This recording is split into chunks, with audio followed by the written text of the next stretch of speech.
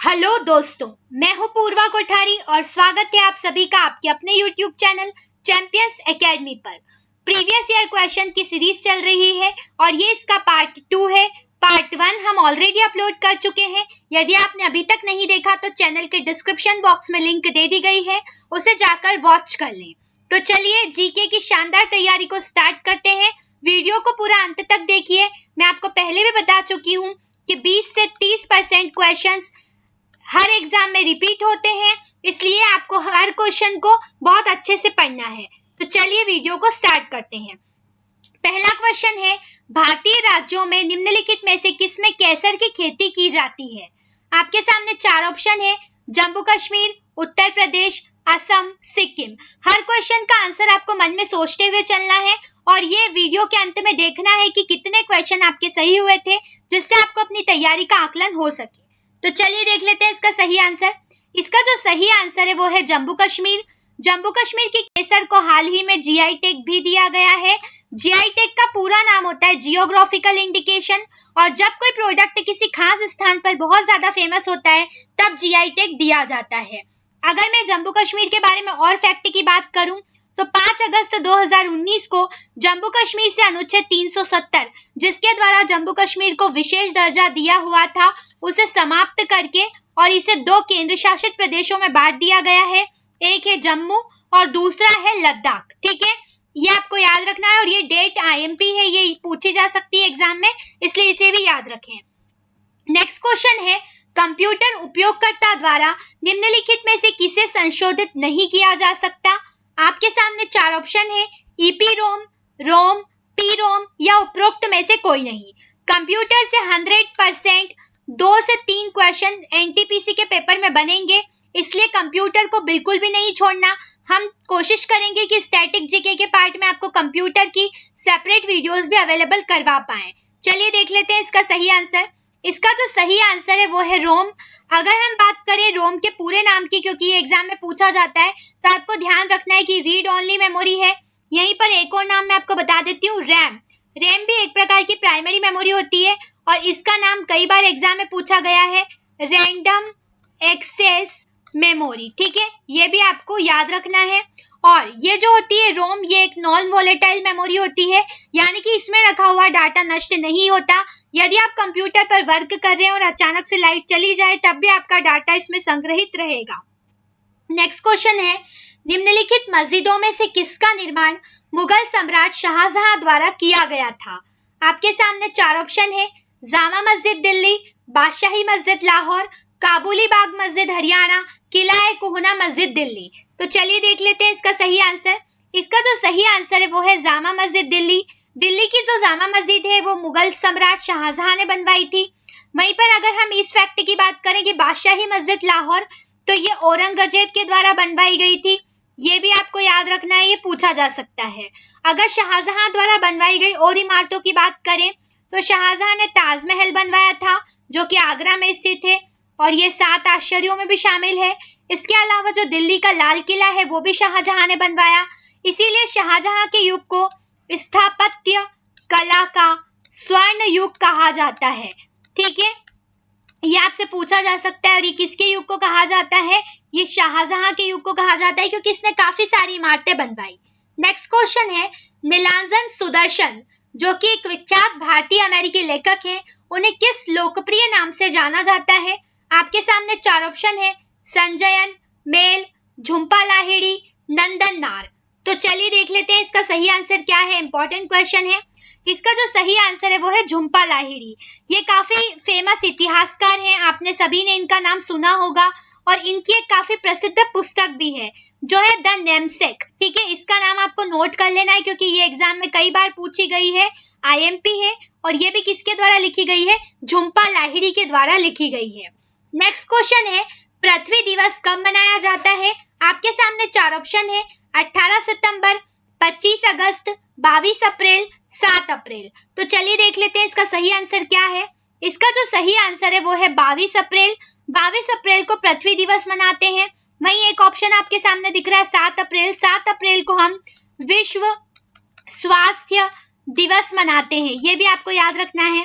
चलिए और कुछ इंपॉर्टेंट दिनों के नाम देख लेते हैं। अगर मैं बात करूं 22 मार्च की, तो इसे जल संरक्षण दिवस के तौर पे मनाया जाता है।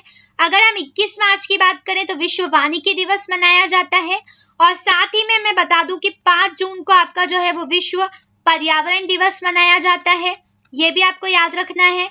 और 22 मई के दिन आपका जैव विविधता दिवस मनाया जाता है। ये सारे पर्यावरण से रिलेटेड है, इसलिए आपको सारे एक ही जगह नोट डाउन कर लेना है, क्योंकि ये एग्जाम में बार बार आते रहते हैं। नेक्स्ट क्वेश्चन है, विक्टोरिया मेमोरियल क्या है? आपके सामने 4 ऑप्शन है, रेलवे स्टेशन है, एक आर्ट गैलरी है, शिक्षा का केंद्र है, या फिर संग्रहालय है। तो चलिए देख लेते हैं इसका सही आंसर। इसका सही आंसर है संग्रहालय। ये एक फेमस म्यूजियम है विक्टोरिया मेमोरियल, आपने नाम सुना होगा, और यह हमारे पश्चिम बंगाल के कोलकाता में स्थित है। ठीक है, अब बात पश्चिम बंगाल की हो रही है, तो अगर मैं बात करूं पश्चिम बंगाल की राजधानी की, तो पश्चिम बंगाल की राजधानी है कोलकाता। ठीक है, और ये आपको याद रखना है कि कोलकाता जो है वो हुगली नदी के किनारे स्थित है। ठीक है, अगर हम बात करें यहाँ के चीफ मिनिस्टर की, तो ममता बनर्जी है, ये आपको याद रखना है। और अगर हम बात करें यहाँ के राज्यपाल की, तो यहाँ के जो राज्यपाल है वो है जगदीप धनखड़। ठीक है, इतना आपको हर राज्य के बारे में याद रखना है। नेक्स्ट क्वेश्चन है, इलेक्ट्रॉन क्या है? आपके सामने 4 ऑप्शन है, एक आवेशित उप परमाणु कण जो उदासीन होता है, एक धन आवेशित परमाणु कण, एक ऋण आवेशित परमाणु कण, या फिर एक परमाणु कण जिसका आवेश 0 होता है। तो चलिए देख लेते हैं इसका सही आंसर। इसका जो सही आंसर है वो है एक ऋणावेशित परमाणु। आप सभी जानते होंगे कि इलेक्ट्रॉन जो होता है इस पर निगेटिव चार्ज होता है। ठीक है, इसीलिए इसको जो है वो हम E- से प्रदर्शित करते हैं। वहीं अगर हम बात करें प्रोटॉन की, तो ये एक धनावेशित कण होता है, इसलिए हम इसको E+ से लिखते हैं। और अगर हम बात करें न्यूट्रॉन की, तो न्यूट्रॉन जो होता है वो उदासीन होता है, यानी कि ना तो इस पर धनावेश होता है और ना ही ऋण आवेश होता है।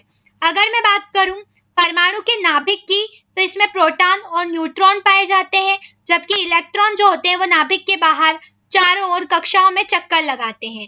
एक डायग्राम के थ्रू समझ लेते हैं, ये किसी परमाणु का अगर नाभिक है तो यहाँ पर प्रोटॉन और न्यूट्रॉन उपस्थित होते हैं, और ये जो बाहर कक्षाएं बनी होती है यहाँ पर इलेक्ट्रॉन जो है वो लगातार चक्कर लगाता रहता है। ठीक है, चलिए नेक्स्ट क्वेश्चन है, भारत में श्वेत क्रांति के जनक के रूप में किसे जाना जाता है? आपके सामने 4 ऑप्शन है, आनंद दूधवाला, वर्गीस कुरियन, त्रिभुवन दास पटेल, या उपरोक्त में से कोई नहीं। शायद आपको आनंद दूधवाला देख के हंसी भी आ रही होगी, लेकिन ये क्वेश्चन ऐसा का ऐसा ही एग्जाम में पूछा गया था। चलिए देख लेते हैं इसका सही आंसर क्या है। इसका जो सही आंसर है वो है वर्गीस कुरियन। वर्गीस कुरियन श्वेत क्रांति के जनक माने जाते हैं। अगर हम बात करें तो भारत में श्वेत क्रांति सन 1970 में आई थी। वहीं आपको ये भी याद रखना है कि अगर मैं बात करूं हरित क्रांति की, जो कि खाद्यान्न उत्पादन से संबंधित है, तो इसको जो है स्वामीनाथन जो है ये इसके जनक माने जाते हैं। इनका नाम भी आपको याद रखना है। नेक्स्ट क्वेश्चन है, लॉर्ड माउंटबेटन के स्थान पर भारत का गवर्नर जनरल किसे नियुक्त किया गया?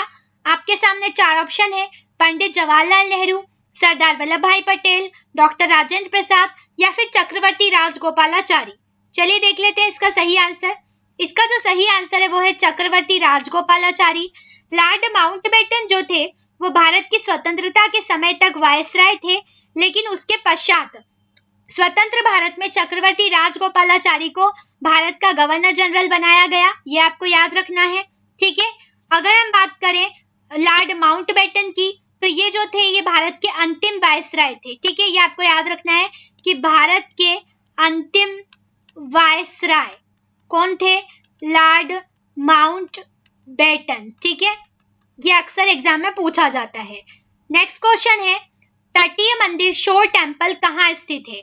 आपके सामने 4 ऑप्शन है, महाबलीपुरम, तिरुवनंतपुरम, द्वारका, विशाखापट्टनम। चलिए देख लेते हैं इसका सही आंसर। इसका जो सही आंसर है वो है महाबलीपुरम। ये काफी इंपॉर्टेंट क्वेश्चन है, अगर नहीं पता तो नोट डाउन कर लेना। शोर टेम्पल महाबलीपुरम में स्थित है, और महाबलीपुरम जो है वो तमिलनाडु में है। अब आपका ये काम है कि आपको तमिलनाडु की राजधानी, तमिलनाडु के चीफ मिनिस्टर और तमिलनाडु के राज्यपाल तीनों कमेंट बॉक्स में कमेंट करके बताना है, क्योंकि जब मोस्ट एक्सपेक्टेड क्वेश्चन की सीरीज चल रही थी तो मैंने आपको तमिलनाडु के बारे में काफी बार बताया था। और अगर हम बात करें महाबलीपुरम की शोर टेम्पल की, तो ये यूनेस्को के द्वारा विश्व विरासत स्थल में शामिल है, इसलिए इम्पोर्टेंट है और ये पल्लव शासक नरसिंह वर्मन प्रथम के द्वारा बनवाया गया था। ये भी आपको नोट डाउन कर लेना है क्योंकि ये भी कई बार पूछा गया है। चलिए, इस तरह से ये 10 क्वेश्चन के प्रीवियस ईयर क्वेश्चन की सीरीज यहीं पर खत्म होती है। अगर आपको हमारी वीडियोस पसंद आती है तो इसे लाइक किया कीजिए। अगर आपने अभी तक हमारे चैनल को सब्सक्राइब नहीं किया तो सब्सक्राइब कर लीजिए, क्योंकि जल्दी ही हम स्टैटिक जीके की वीडियोस भी अपलोड करने वाले हैं और आपका जो पहला पार्ट होगा वो होगा आईएमपी डेज का। ये मैं आपको ट्रिक के साथ पढ़ाऊंगी और बहुत इजी वे में सारे इंपॉर्टेंट डेज याद हो जाएंगे। इसलिए आप ज़्यादा से ज़्यादा इसे अपने दोस्तों के साथ भी शेयर कीजिए और हमारी प्लेलिस्ट को वॉच कीजिए। उसमें मोस्ट एक्सपेक्टेड क्वेश्चन की सीरीज भी डली हुई है, उन्हें भी आप वॉच करते रहिए। Thank you so much. Keep watching, keep sharing.